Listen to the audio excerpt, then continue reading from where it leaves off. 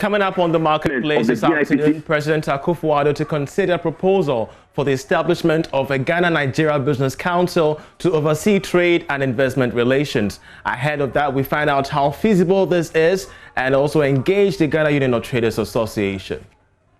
And the Ghana Statistician calls for policy direction on Ghanaian labor migration after a survey reveals about 25% of immigrants who travel through unapproved routes die through the journey. And on the program, workers of Coca-Cola Bottling Company are currently in a meeting with the Industrial and Commercial Workers Union over an expected layoff by the employers. Hello once again, I'm Charles Aite with the details. President Akufo-Addo has proposed the establishment of a Ghana-Nigeria Business Council to oversee the investment relations. Of course, this follows the recent forced closures of retail shops of Nigerians and other foreigners on the basis that their presence is illegal. Engaging the Nigerian Speaker of Parliament, the President indicated that the timing was right for such a council to be established. President Akufo-Addo has assured proposals will be considered in the best interests of Ghana and ECOWAS. I think the way forward, which is really what matters in situations of this nature, the way forward that is being suggested, are all ones that instinctively I find very acceptable. The idea of legislation to promote a Ghana-Nigeria Business Council, some sort, that will have superintendents of trade matters, investment matters between our two countries. It may be that it's long overdue. It may well be long overdue, but it's events that produce institutions and solutions. The time has come for it to be done, and it is, I think, a very worthwhile step that is being taken. I indeed suggested to Mr. President that perhaps it would be a good idea also to set up some sort of joint ministerial committee with ministers on both sides who would be responsible for shepherding Ghana-Nigerian issues and reporting to both presidents at any one time when matters occurred, how they should be resolved. I don't think that is precluded. And I'm hoping that when I see him on Monday in Niamey for the ECOWAS summit, that we can advance those discussions and perhaps come to a final conclusion on the way forward. But there's the way that you yourselves have dealt with the matter is very, very, very satisfactory, and it requires our support. It's the review that you are asking for. Why not? I mean, if that is worth doing from our mutual perspectives, it would make a lot of sense. So you can take it for granted that the request that you've made will be treated seriously. We'll have a look at it. So how feasible is the establishment of the Ghana-Nigeria Business Council? Well, we asked Isaac Hubert Arthur, who is Executive Director of the Africa Center for International Trade and Development. Amending the law could be one option, but for me, as to whether it is the right option in terms of remaining compliant to most, regional and continental or even multilateral agreement we have signed, is another issue we need to look into. But I think the idea of setting up the Nigeria-Ghana Business Council is a very great one, because in other jurisdictions, one of the ways to resolve trade impasse, between countries has been by setting up this business council, which addresses most of these political economy issues. So let's look more into that. By if you take the step of amending the law to favor just one country, because let's also take note, we are not only trading with Nigerians. Nigerians, I understand, Nigeria is one of Ghana's major trading partners, even in Africa. Okay, so I understand the speciality, that we want to attach to dealing with them. But I think that let's use other means, because the law is a law, and the law stands for everybody. There are Ivorian business people in Ghana, there are Togolese business people in Ghana, there are Burkinabe business people in Ghana. There are so many other countries that are in Ghana and who are doing business. So why are we not having problems with other nationals and we're having problems with Nigerians? We need to be careful. I understand. We have to tread cautiously. We have to, make sure that we come up with a solution that favors our trade relationship with Nigeria. But let's also be mindful of others. Well, let's now connect with the president of the Ghana Union of Traders Association, Dr. Joseph Obeng, on this development. Hello, Doc. If you could hear me, what do you make of a possible Ghana-Nigeria Friendship Act that will ease restrictions of the retail space to indigents? Yeah. Please, can you hear me? You're loud and clear, Doc. Yeah. Thank you very much. I think we have the Continental Free Trade Area that takes care of all this. We have the framework that we have worked on it for years. It hasn't even kickstarted. And then we say we are going to do a friendly act and all that. I think that we have to trade cautiously because what do we seek to get from such a relationship? That we are going to relax our laws and they're also going to relax their laws. But are we in a position to do that? Looking at our strength as a nation, looking at our numbers, can we open our doors to a population of 200 million? Now that even the laws are very rigid, even now we have been overtaken by events. Now you go to open the floodgates. Let's not hasten lots on some of these things. At least we have something that we can contend ourselves with.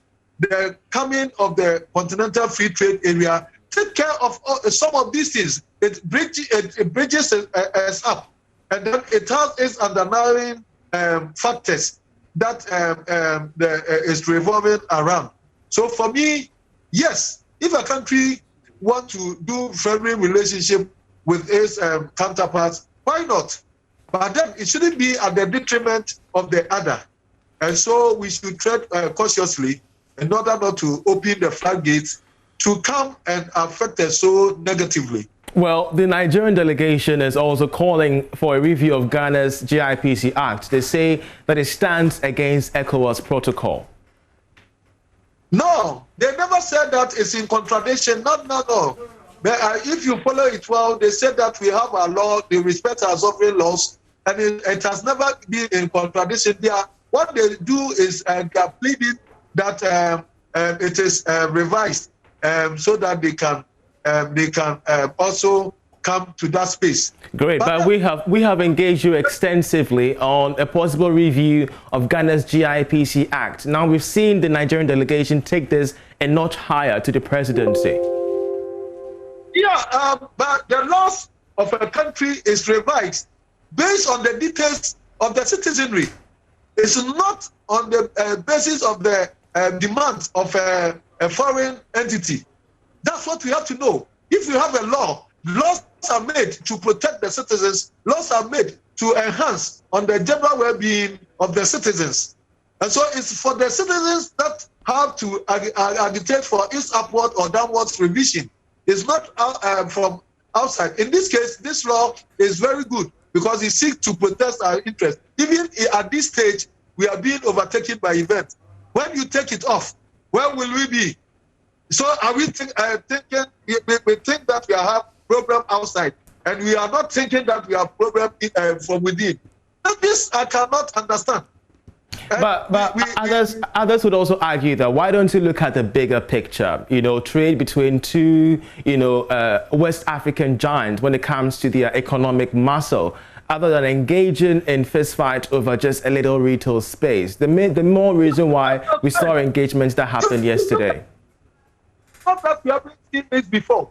That we have been overtaken by events. That a whole country with this might, everything seems in their favor. If you are going into mutual relationship with countries, you do it according to what it will help you, not what will overcome you or overtake you.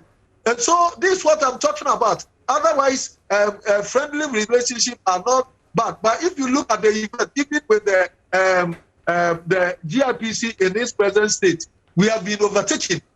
Then you open the floodgate. So because of a friendly relationship, Ghanaians should be swallowed.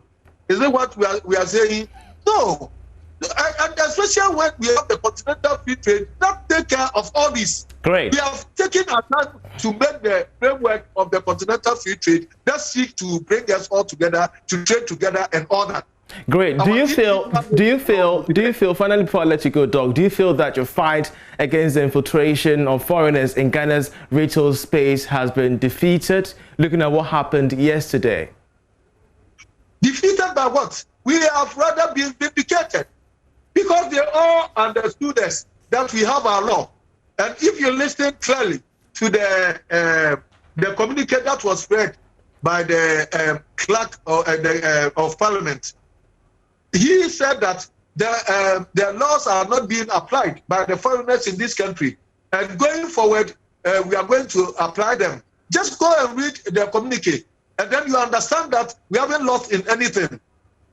This new development that is coming, the relationship between the two countries, is what they are considering. But mind you, no law is going to be revised that will go against the citizenry, because whatever it is, it's not going to be impository.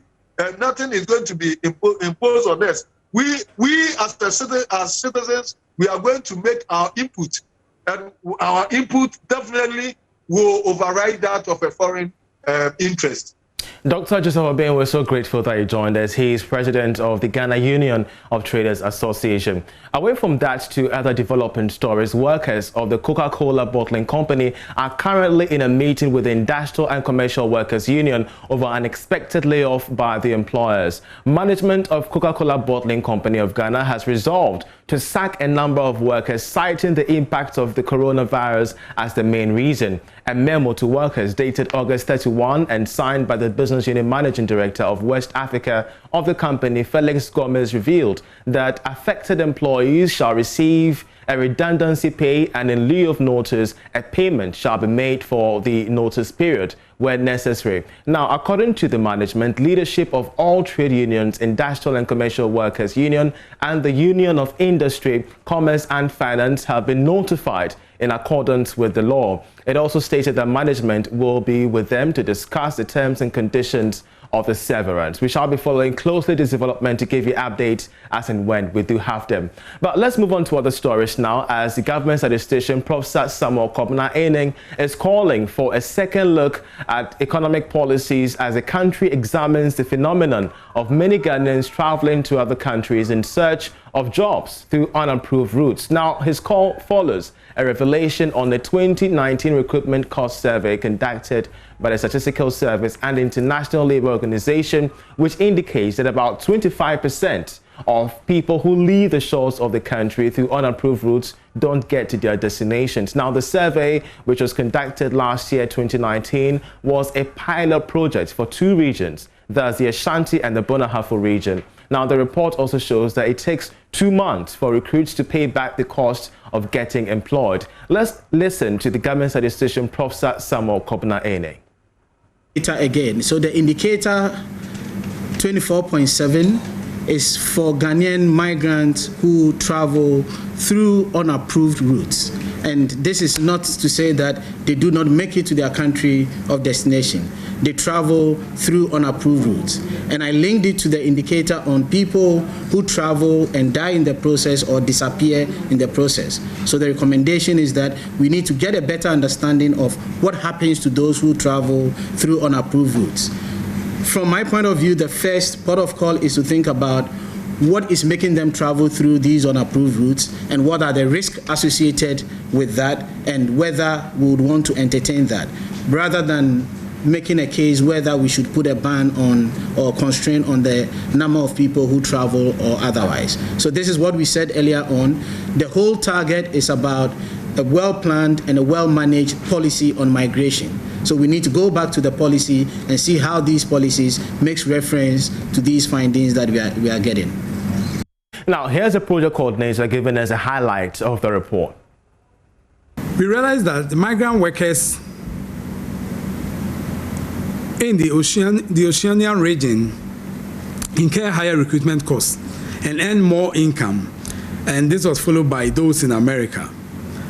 We also realized that workers in ECOWAS relatively spend less to get job, and I think that is quite obvious, because traveling to the ECOWAS sub-region from Ghana, we can tell that, of course, the recruitment costs will not be the same as those traveling outside the sub-region, the ECOWAS sub-region.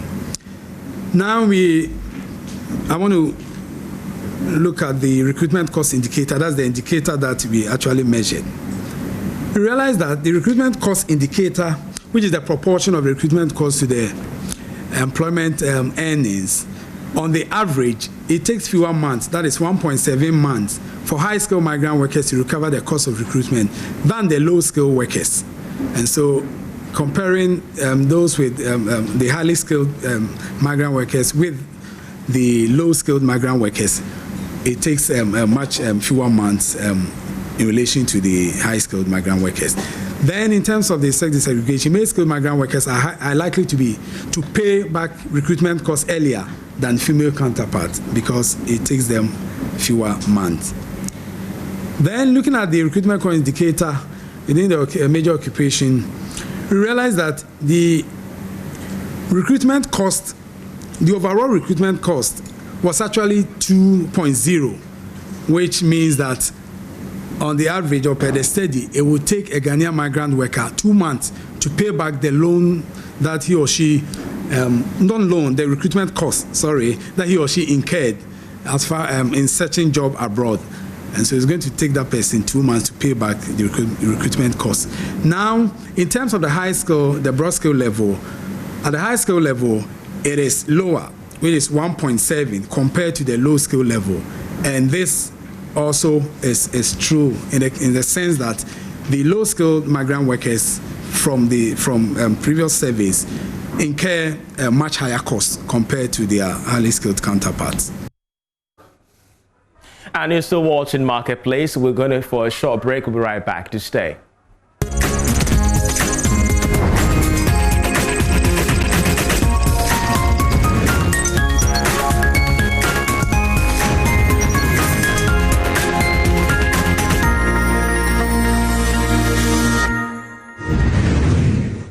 And you're welcome to the Marketplace. Now, at an event to hand over 1,000 face shields to the Ministry of Health, the Embassy of Israel has commended the government of Ghana for its effective handling of the Ghanaian economy during the COVID-19 period. According to the Deputy Chief of Mission at the Embassy of Israel, Ghana has done excellently well in managing the economy.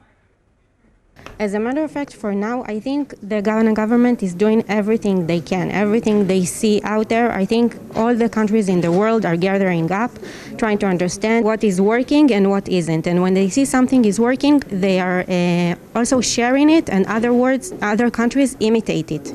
We're all trying to understand how we can revive economy, how we can contain the spread of COVID, but no one still has all the answers, as I said. I think the government is here in Ghana is doing a great job.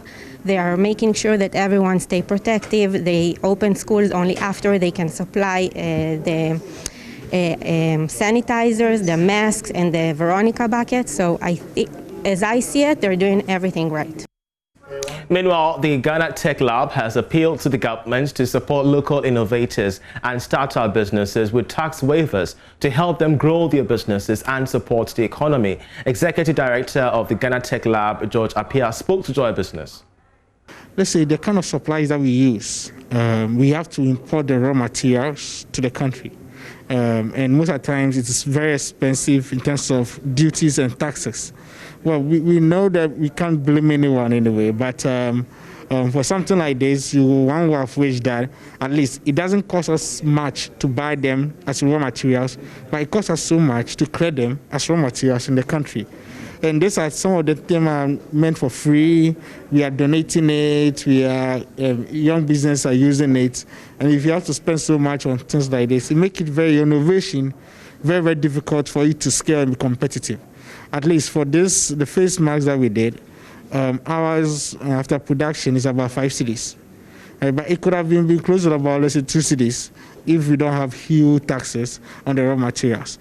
And this will help the young innovators and startups to stay competitive if something like this could be dealt with. But I think the government need to find a middle ground between how to effectively support young innovation. I mean, there could be some way, also, okay, if you are a youth, you are a startup, and you depend on raw materials in producing your produce, we'll find a way of helping you reduce down on the taxes so that you can produce, then we can charge you for maybe VAT and all that when you're able to sell your product. But you pay high duties, you do your production locally, then you have to charge VAT on it and all that. At the end, your product is very expensive. You have a markup cost about 70% on your products, which makes it difficult to compete. As young innovators, these are some of the things that it just doesn't make business go on.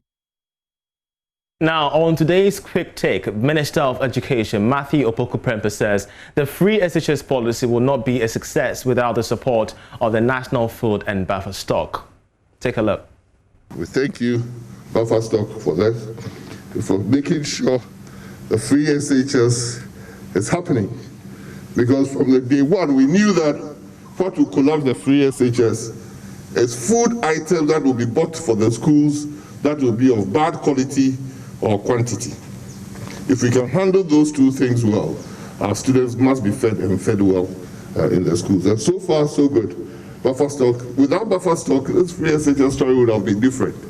And we have to give credit to Hanan and all the operatives in the buffer stock company for living up to expectations, because I do recall that it's about quality, it's about quantity, it's about timeliness. Now, residents of Owadia Edumakase in the Coburn East constituency, I should say, of the Ashanti region, have welcomed the construction of the first ever modern market in the area. Now, speaking during the launch of the project, the MP for Coburn East, Francisca Oti-Mensah, says the structure will be built courtesy $1 million constituency program. Joy News' Mohammed Nuruddin has more in this report. As old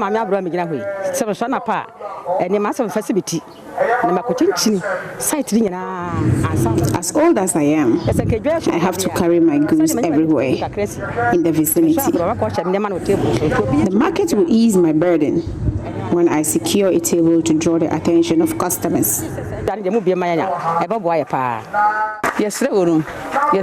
We are pleading with the authority not to relent in their quest to construct the market for us to conduct business.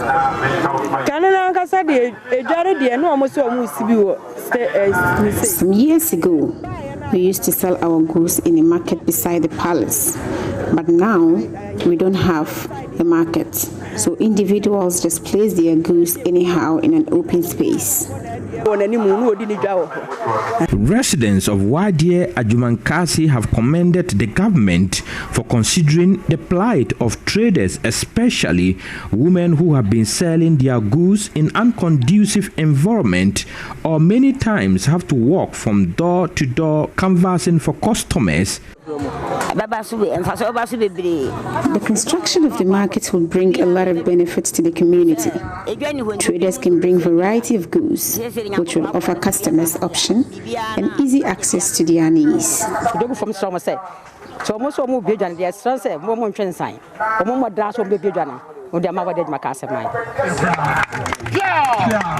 An acre of land has been released for the construction of the ultra-modern market. Member of Parliament for Coburn East constituency, Francisca Oti-Mensah, expresses optimism the contractors will build an all-inclusive market by taking into consideration the plight of other residents. We are looking at a capacity whereby we can, if you consider the shops and then the other open spaces, we are considering maybe getting about 200 to 300 people a space. But if you look at the land size that has been given to us by the chief and the people, it's a very big land. I think an acre, which per what the chief was saying, it's likely that we can even get more of the space for maybe lorry station or other things, just so that this place can be busy. So we are looking at about 300 people, benefiting from this facility. She says the market is part of long-term planning of providing conducive environment for residents to economically empower themselves. In the community, and some of the things that came up, or most of the things that the people were mentioning, was a market facility, and then their vocational school, which is already in existence, but then they wanted a push-up. And so looking at the IPEP project, we felt that the market facility will fit best in Wadi Ejumakasi. And that's it by way of the marketplace with me, Charles Ayete. For me, the rest of the team, many thanks for watching. But do stay on because we have election brief coming up shortly with Araba Kumson. Do stay.